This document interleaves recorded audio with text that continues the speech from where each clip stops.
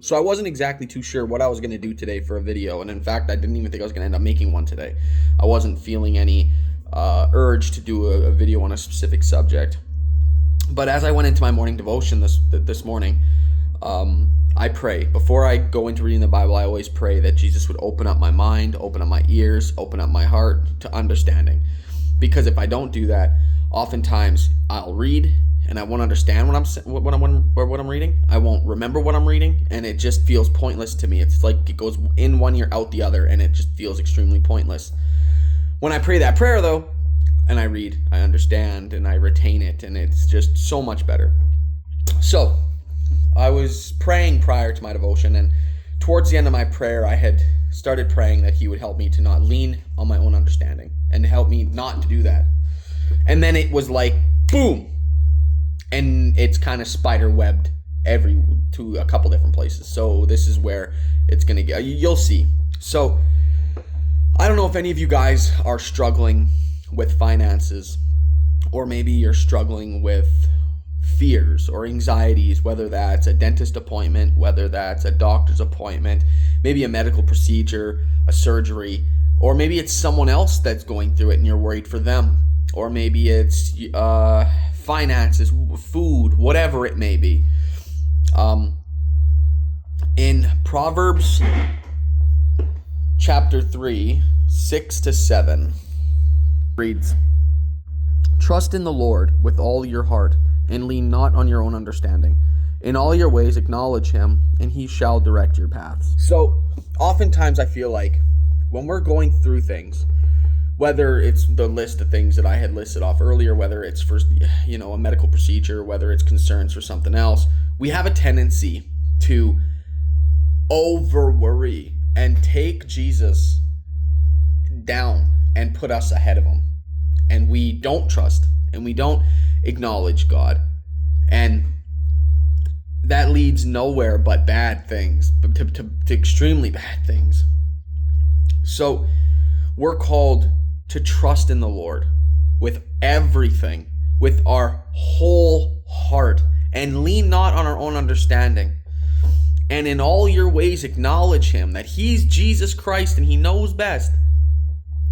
And it doesn't say he might, it says he shall direct your paths. Now I'm reading out of the New King James Version, so if you're reading out of the NLT or the KJV, the King James Version or whatever, it's gonna read a little different. But I'm reading out of the New King James, so it will read a little different. So Proverbs 6-7, "In all your ways acknowledge him, and he shall direct your paths." Or trust in the Lord with all your heart, and lean not on your own understanding. In all your ways acknowledge him, and he shall direct your paths. Is a key verse to remember. And then, if you spider on over to Matthew 6:34. Now, this is where things get a little interesting, because this is written in red, which, if you don't know, that means Jesus wrote it. That means that this is Jesus talking, not a disciple. This is Jesus talking. So, Matthew 6:34 reads, "Therefore, do not worry about tomorrow, for tomorrow will worry about its own things. Sufficient for the day is its own trouble." So we're called even not to worry about tomorrow. What could happen in the future? What could be problematic in the future? What ifs, and a reminder to keep our trust in God. No matter what the issue is, whether it's arguments with your wife, whether that be problems with your wife, whether that's your kids, a medical procedure, a dentist appointment, things we build up anxieties over and we just stress out. Maybe it's someone else fighting a sickness, or I don't know. To trust in the Lord. And I know that's not always easy. That's not always easy at all.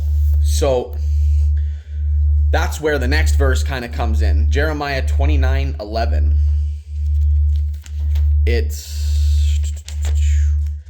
states right here, at least in the New King James Version, it states, "For I know the thoughts that I think toward you, says the Lord, thoughts of peace and not of evil, to give you a future and a hope."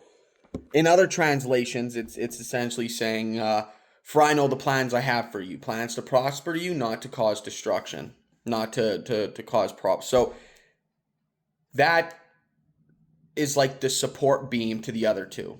It's we trust God and we understand He's king and His plans for us. That if we focus on Him and we keep Him at the forefront of all of our problems and we trust in Him and in all our ways we acknowledge Him. And then you go over to Matthew 6:34 and we don't worry about the issues of tomorrow. We don't worry about what happens in the future.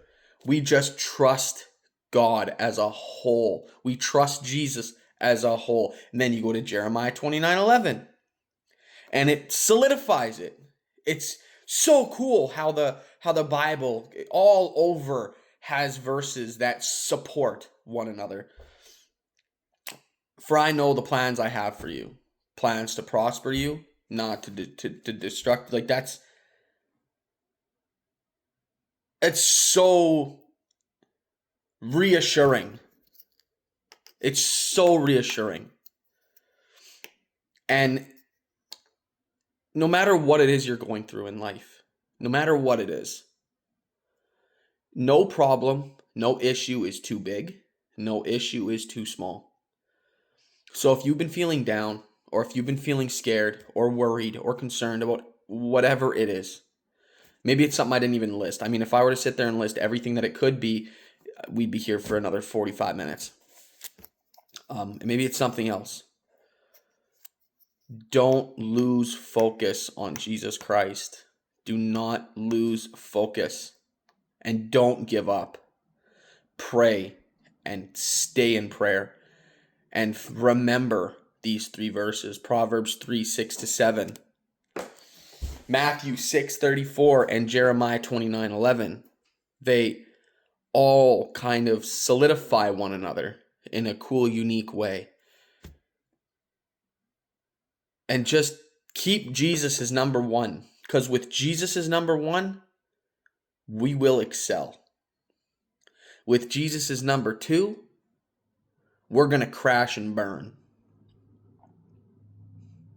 So I don't know who needs to hear it, but I know I sure did. And I just love how that happens, how the Bible will take you places and then it'll take you somewhere completely different and then somewhere completely different. And it all is just it's a big reassurance boost. And we need to be in the Word. We need to be in the Word.